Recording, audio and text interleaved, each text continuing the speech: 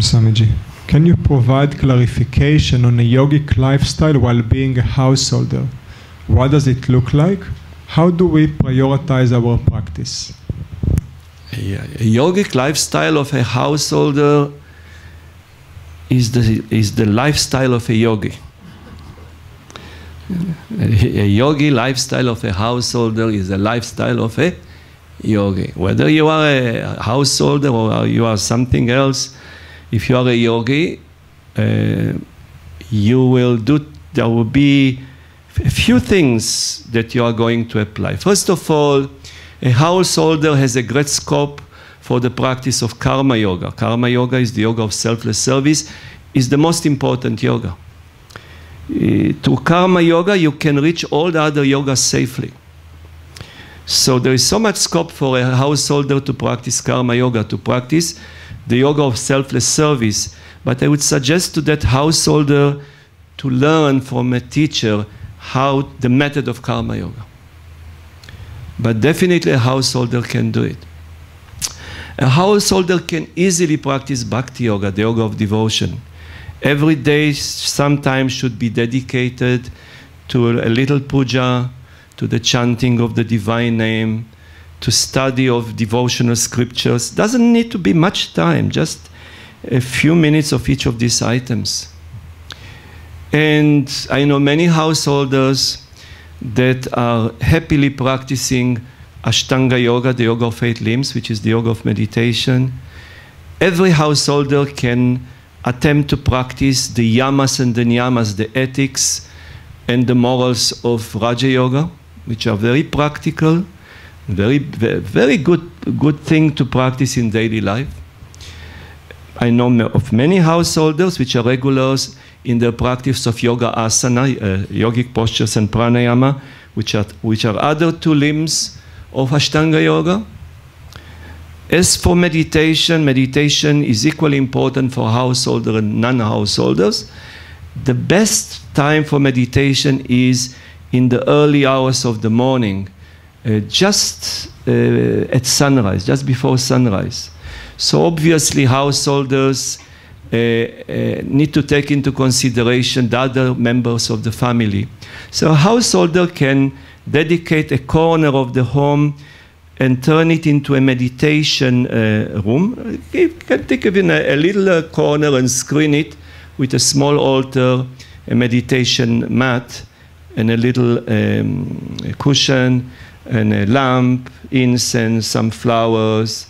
And in that meditation room, early in the morning, before the rest of the family woke up, the householder, now if the householder has a yogic family, that's easy. The family can have a morning satsang. But if not, the householder can wake early in the morning before everybody else woke up and meditate. And then at night, before retiring, meditate again. Meditate twice a day if possible. During the day, the householder can continuously repeat the divine name, can do japa. And the householder can keep in his pocket or in his bag a little notebook, and every day the householder, whenever it's possible, under every circumstances, you can do it while you wait for the bus or for the train, or you just sit and you write 1 page of, from this notebook, you write the mantra. The householder also can do some practices of jnana yoga, of the yoga of wisdom. When specifically the householder can study every day some of the important scriptures of jnana yoga which deal with the final realization of the self, specifically the Bhagavad Gita. A little bit of the Bhagavad Gita. We say it's important to study moksha shastras, scriptures that deal with spiritual liberation. Moksha shastras can be the Upanishads, can be the Bhagavad Gita, but I would say I would put the Bhagavad Gita as number 1. Swami Sivananda would recommend the Viveka Chudamani, which is a wonderful text. Or there are some translations of the Upanishads which are very easy to read. So just a little bit, maybe 10 minutes a day, even 1 verse a day, This will be a practice of, and then after, there are different ways to do it, but one way to do it, you study, let's say, a few verses of the Bhagavad Gita, and then you sit for a few minutes and you meditate on them. So you do not just read.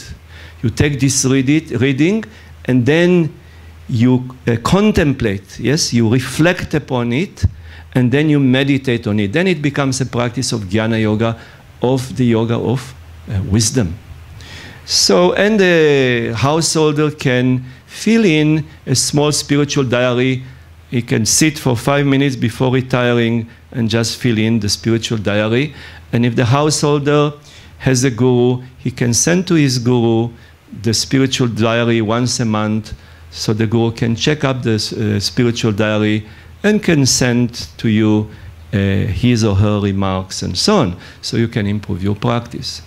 So whether you are a householder or not, now the measure, the quantity of this depends upon the life circumstances. The most important thing is the regularity of practice, to practice every day. It's better to practice 15 minutes of meditation every day than 1 hour of meditation occasionally.